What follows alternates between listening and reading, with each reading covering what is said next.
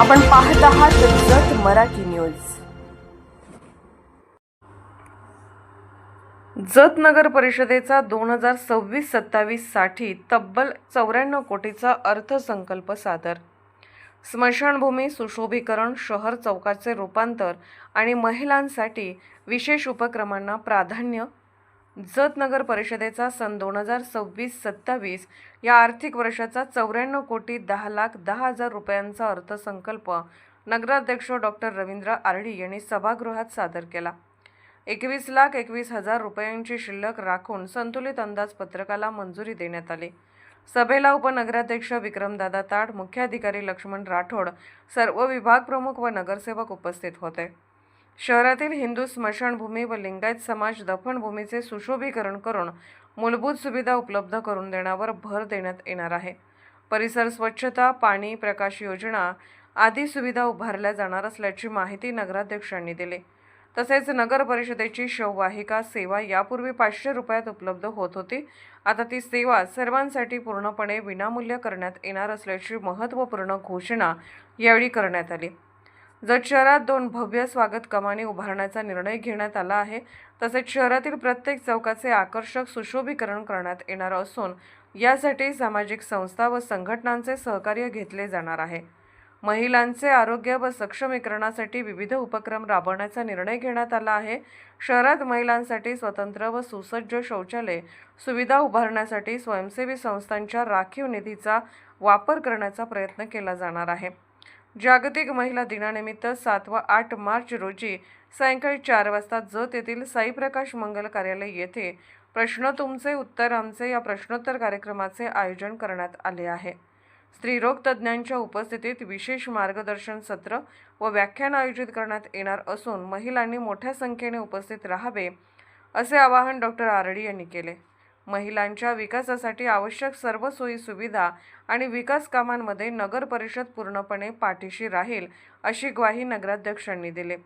94 कोटींच्या या महत्त्वाकांक्षी अर्थसंकल्पातून जत शहराच्या सर्वांगीण विकासाला नवे बळ मिळणार असल्याचे चित्र स्पष्ट झाले आहे। चौक सुशोभित करण्याचं असं ठरलेलं आहे, त्याला सुद्धा प्रतिसाद मिळत आहे आणि आम्ही नजीकच्या काळामध्ये नगरपालिकेवर जास्त बोजा न टाकता हा पण विषय आम्ही घेतलेला आहे। सगळ्यात महत्त्वाचा विषय जे हिंदू स्मशानभूमी आणि लिंगायत स्मशानभूमी या दोन्ही स्मशानभूमीसाठी खास निधी उपलब्ध करून त्या दोन्ही स्मशानभूमीसाठी त्याचा अभ्यास केला आणि थोड्याच दिवसामध्ये त्याचं काम पण आम्ही चालू करतोय।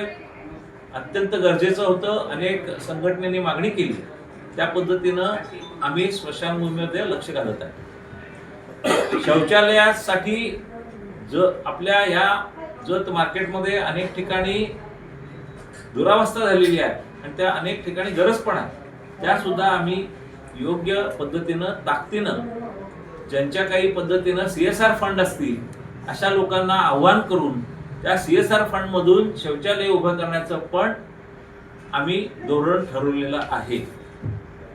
त्याचबरोबर येत्या 7 तारखेला आणि 8 तारखेला महिला दिनानिमित्त प्रश्न तुमचे उत्तर आमचे असे स्त्री रोग तज्ज्ञ एकत्र येऊन साई प्रकाश साई मंगल कार्यालय येथे दुपारी 4 वाजता आमचा हा प्रश्नोत्तराचा आणि परिसंवादाचा हा कार्यक्रम आयोजित केलेला आहे। त्यामध्ये जतच्या सर्व महिलांनी सहभाग नोंदवावा। त्यांच्या आरोग्याविषयी प्रश्न असतील, त्यांचे मासिक पाळीवरचे प्रश्न असतील, गर्भाशयाचे गाठीबद्दल प्रश्न असतील किंवा अनेक त्यांचे प्रश्न असतील, त्याच्यावर उत्तर देण्याचं सगळ्या स्त्रीरोग तज्ज्ञांचं धोरण आहे। 8 तारखेला शिवानुभव मंडप येथे मेणबत्ती तयार करणे आणि पणत्या तयार करणे याचं प्रशिक्षण देऊन त्याच्यामध्ये सुद्धा महिला दिनानिमित्त त्यांना व्याख्यान अरेंज करणं आणि महिलांना सक्षम बनवण्याचं काम सुद्धा आम्ही 8 तारखेला महिला दिनानिमित्त करणार आहोत। अनेक महिला आणि महिला नगरसेविका, विशेषतः जत मधील महिला नगरसेविकांना आम्ही आव्हान केलेलं आहे, त्यांनी त्यांच्या पद्धतीनं कार्यक्रम घ्यावेत आणि नगरपालिका त्यांच्याबरोबर त्यांच्या सोबत राहील। असा हा पहिल्याच वेळी असा वेगळ्या पद्धतीचा कार्यक्रम आम्ही जतमध्ये घेतोय. त्याचबरोबर